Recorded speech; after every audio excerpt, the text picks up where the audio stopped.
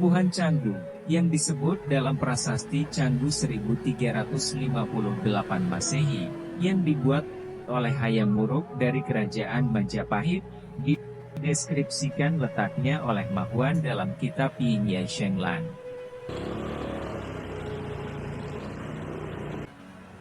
Mahuan merupakan penerjemah resmi yang mendampingi Cheng Ho. Pada 1412 Masehi, dia menerima tugas pertama dari Kerajaan Ming untuk menemani Sang Laksamana berlayar ke banyak negeri, termasuk ke Jawa.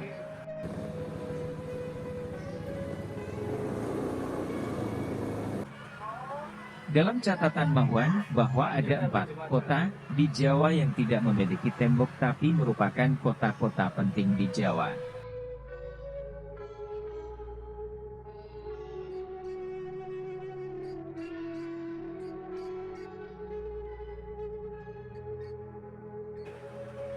Kota-kota tersebut adalah Tuban, Gresik, Surabaya dan Kutaraja Majapahit.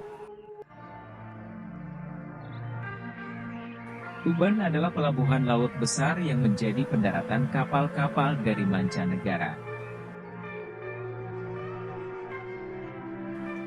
Dari Tuban, bila berlayar ke timur selama setengah hari, maka akan sampai di Sincun, Desa Baru, atau apa yang disebut oleh penduduk setempat sebagai Gresik.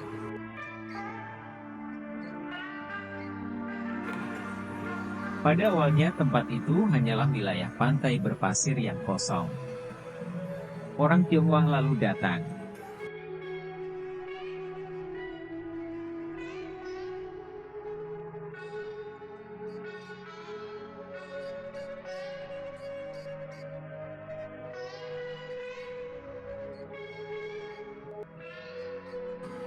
Mereka menetap di sana dan menamakannya Sincun.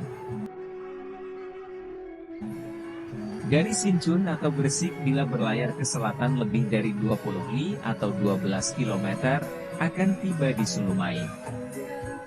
Tempat itu diberi nama oleh penduduk setempat, dan dikenal dengan nama Surabaya.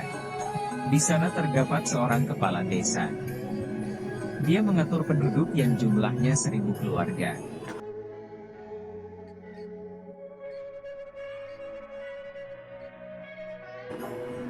Di antaranya, juga ada orang-orang Tiongkok.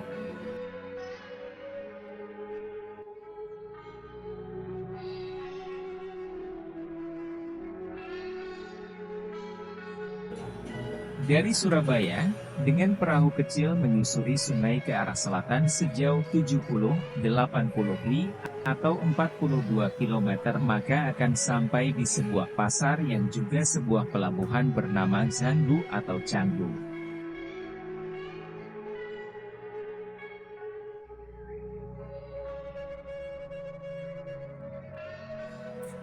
Canggu terletak lebih dekat dengan pusat kota Majapahit dibandingkan dengan kota-kota lain seperti Surabaya, Gresik dan Tuban.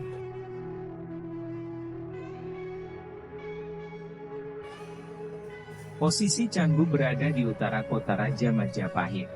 Di antara sejumlah pelabuhan, yang paling menonjol adalah Pelabuhan Canggu yang kini sudah berubah menjadi kawasan pemukiman.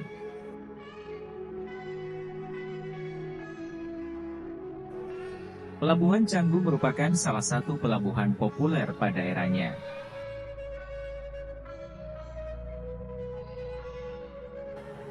Selain sebagai pelabuhan dagang, sejumlah sumber menyebut Pelabuhan Canggu juga sebagai salah satu rumah bordil, lokalisasi kuno hingga pelabuhan bea cukai.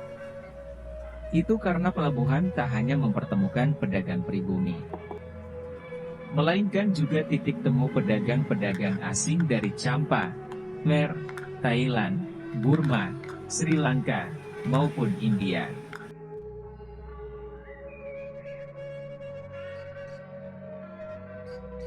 Komoditas perdagangannya pun beragam. Mulai dari berbagai jenis hewan ternak, hasil pertanian, hasil laut, kain, rempah, kerajinan, hingga kebutuhan sehari-hari lainnya.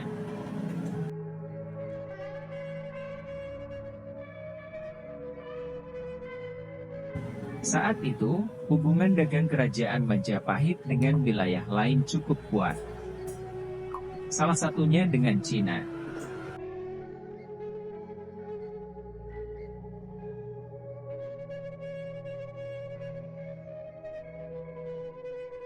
Tidak jarang, antar kedua kerajaan saling memberi cenderamata ataupun barter untuk urusan dagang atau bilateral.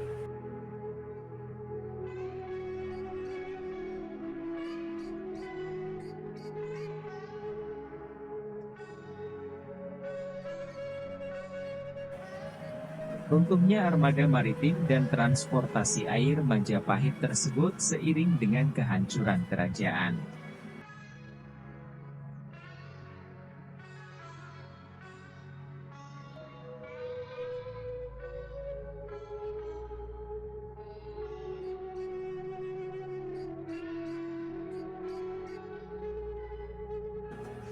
Transportasi air sejak akhir abad ke-15 pun mulai tidak dilirik.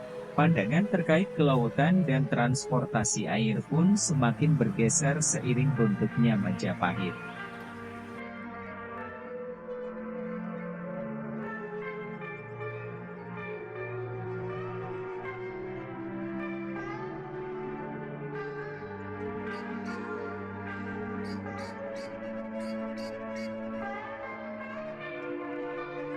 Era Mataram Islam Kesultanan Demak, transportasi air dan armada laut bukan prioritas. Selain transportasi air, pada era keemasan Majapahit juga memanfaatkan transportasi darat, yakni kereta, kuda, pedati, hingga berbagai jenis hewan tunggangan mulai dari kuda, kerbau, hingga gajah.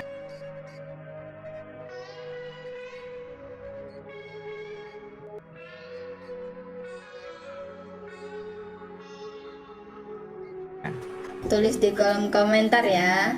Dan jangan lupa like, share, and subscribe.